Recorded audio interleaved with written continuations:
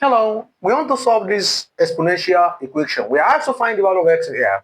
So we start by saying recall, if you have let's say ab raised per x, this is the same thing as saying a raised per x dot b raised per x, according to the law of indices. If you have something like this, it means what? It means the exponents will be shared on each of them, on this basis. So in this case now, therefore, this one can be written as 2 raised per x dot 3 raised per x now become what?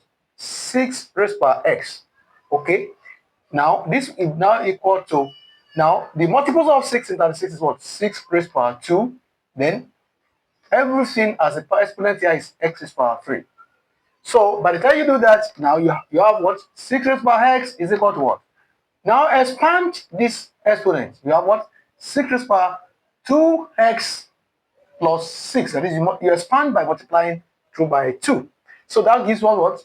We have the same base now. So this will cancel this out. So we have what? Equating the exponent, you have x is equal to what? 2x plus 6.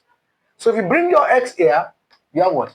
X minus 2x is equals to 6. And x minus 2x is what? Minus x is equals to 6. So as that you multiply through by minus 1, you have what? X is equals to minus 6. So the value of our x in this expression is equals to minus 6. Bye.